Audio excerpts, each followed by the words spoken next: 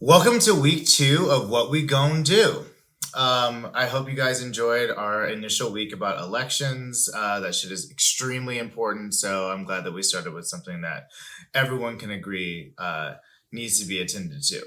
So this week, we're going to deal with something that we have lost in recent weeks and months since Corona has hit, and that is gathering. Most of us have not left the house except for extremely essential tasks for the last few weeks. And it's been a lot because most of the things that, for people like me who live in Los Angeles or people, who might be watching this who live in big cities, like one of the most compelling reasons to locate there is because of the shit that is going on.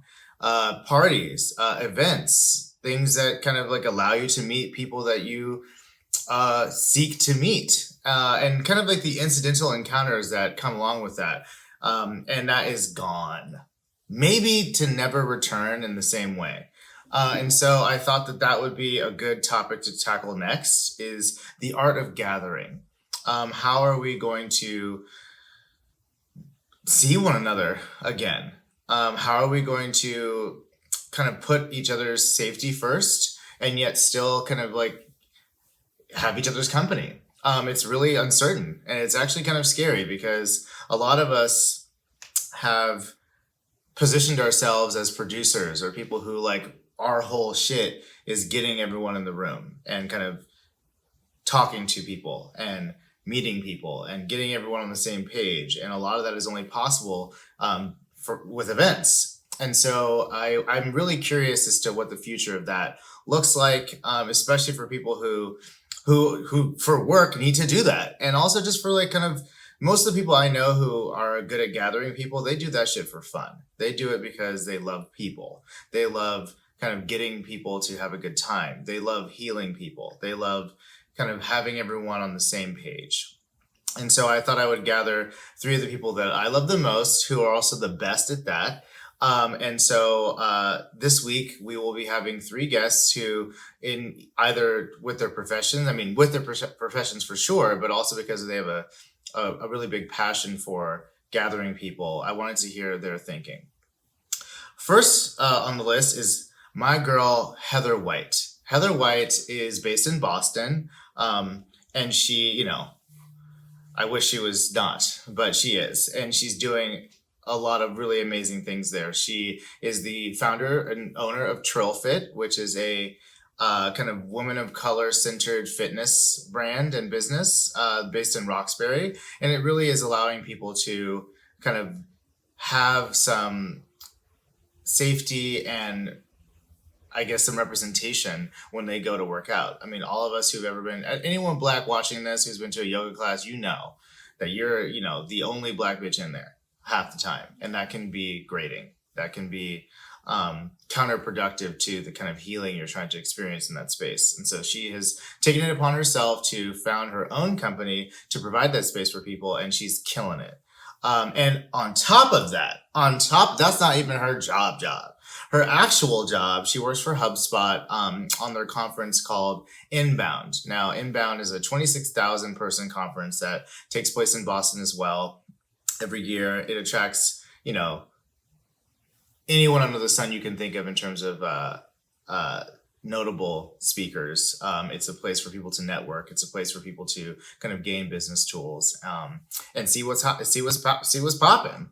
And so, on top of TrillFit, she also is now having to reckon with how does that business adapt to a situation where like people can't be around one another. And so here's a little bit of a snippet of what we talked about. The scariest and most harmful part of COVID is that it's truly amplifying and magnifying all of the health disparities that we already knew about and talked about, right? But the people who are suffering the most, the people who are feeling like sacrificial lambs, the people who are dying the most, it's mainly Black and brown people, right? And so even though TrillFit is a corporation and a business, what I have told our team is that if by the time we're ready to reopen and everyone in Roxbury is dead because they're all essential workers and they all got sick and they didn't have enough support or access to services to be able to not just thrive, but literally survive during this pandemic, there's no reason for us to exist, right? Like our people are not there. I mean, I've been to your studio. It is bomb. And I think that like the physical space of it and kind of seeing the people around you is really key to the sense of community that you have fostered. And so I think that I want to talk about what it means for you to kind of maintain that without the space. We were really wrestling it because the days before we closed, we were on a 50-day streak of sold out classes, right? Like an incredible accomplishment. And because folks were talking about COVID in the news, but not every place had been shut down yet, right? The stay-at-home orders hadn't been placed, but people still had that anxiety. I would watch people coming in the door and I would see it on their faces, just the stress and the emotion and how they were feeling.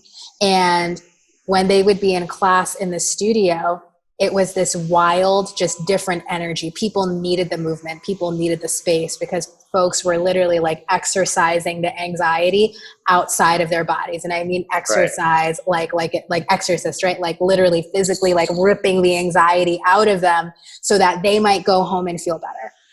When we were translating the experience to digital, I kept thinking like people are going to need this more than ever because the news is just going to get worse and worse. And once people start dying, it's going to get worse and worse. And how can we be there for people?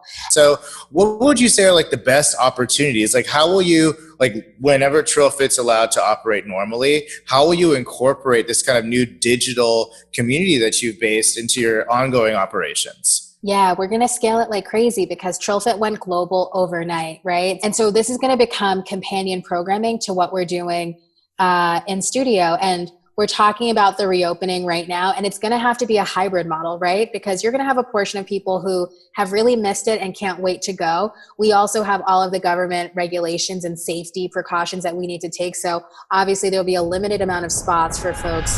Catch Heather on Tuesday tomorrow, and she'll be giving us even more details about how she has pivoted both of her businesses. Up next, we have Damon Turner. Now, Damon is based in LA, and he founded a collective called Trap Heels. For those of you not familiar, trap refers to trap music, trap houses in Atlanta. It's a very,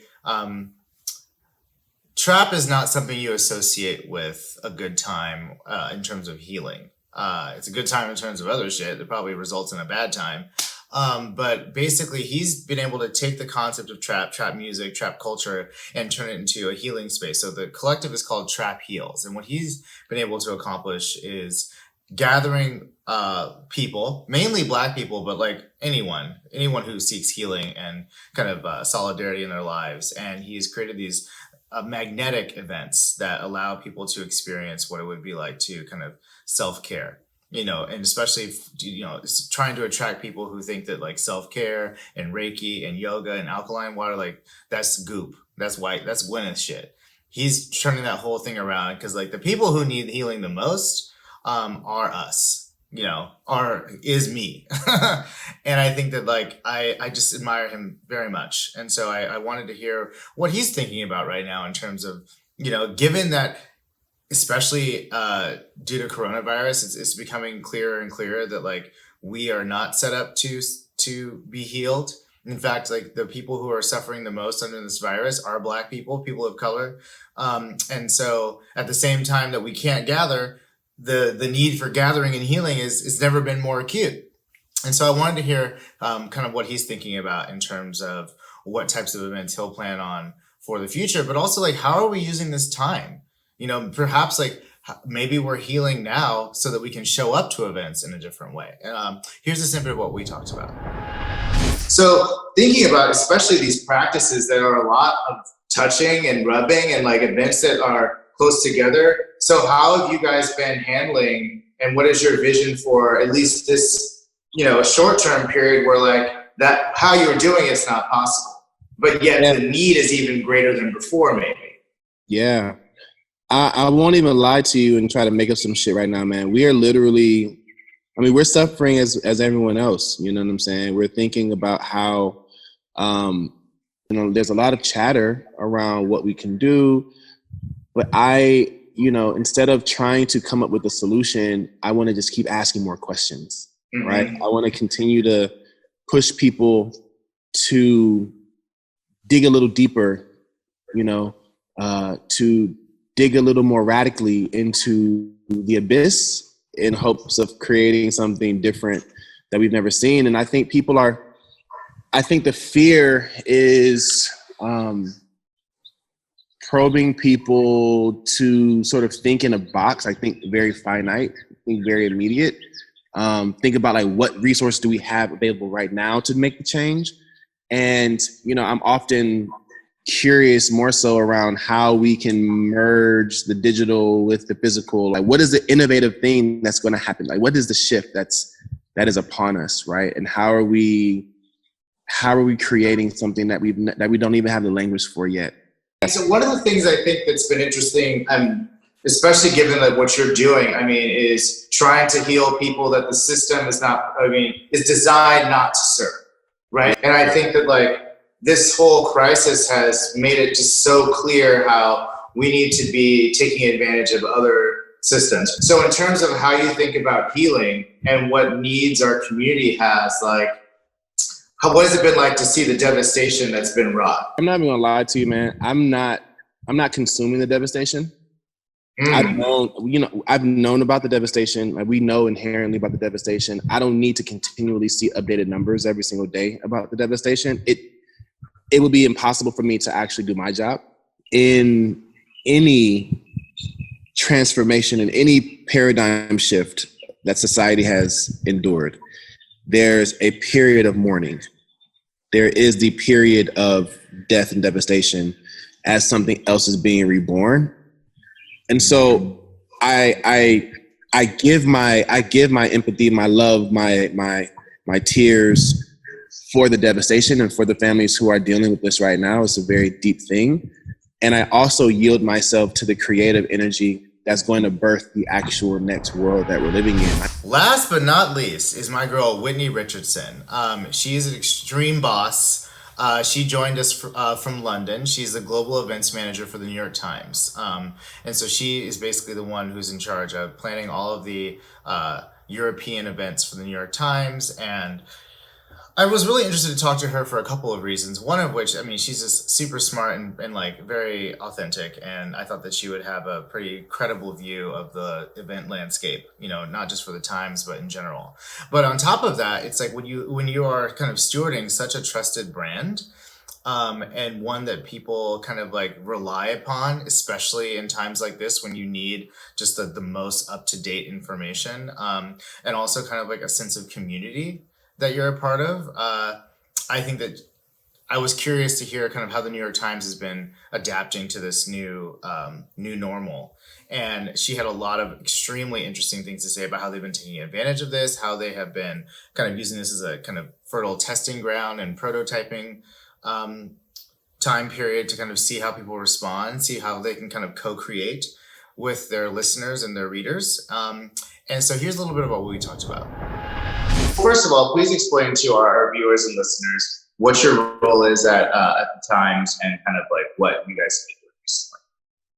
Sure. So I am currently the global events manager for the New York Times. I focus on Europe, and I essentially, my mission is to bring people together in both small and large settings around our journalism, and thinking about how we can inform people in live spaces with some of the most pressing issues of our times. It's been really interesting because it's like, how do you balance people's emotional state right now, which is very fragile, with, again, the journalism and the news, and how do you reckon both of those in a thoughtful way has been our challenge, right? And so we're starting to see that, hey, wait a minute, this shutting down of things is allowing us to rethink how we want to reemerge. And so how do we build events around specific industries of interest, whether it's the fashion world that was going through their reckoning of inclusion and sustainability issues as well, whether it's climate, the issues of climate change, whether it's issues on gender, whether it's issues on, there are all these areas that have these reckonings that we can now build events around and ask those big questions, which is, how do you reset? How do you reimagine? And how do you reemerge bigger and better? What tools either do you think that you guys might have to develop, or that you think are just going to have to become available for this to go to the next stage? I think any time you can bring people closer to the experience, as close as you can bring them, the better. I think one of the things that the challenge that I am facing now is, how do you actually build community, right? Building community around specific topics is something that becomes a little bit more challenging in a way, because one, for security issues. So I'm really thinking about, like, what are those technology platforms? Who has the best security for community building, where people can actually engage and talk and not fear someone hijacking the screen? So there you have it. These are three extremely compelling people, and I really hope that you guys tune in to the entire conversations Tuesday through Thursday. That's Heather White, Damon Turner, and Whitney Richardson. They are, I'm so grateful for their time. They don't have a lot of it, and the fact that they chose to spend it with me and I guess you all is really wonderful. So I hope you guys tune in for week 2 of What We Gon Do, focused on the art of gathering. Thank you very much. Have a great day.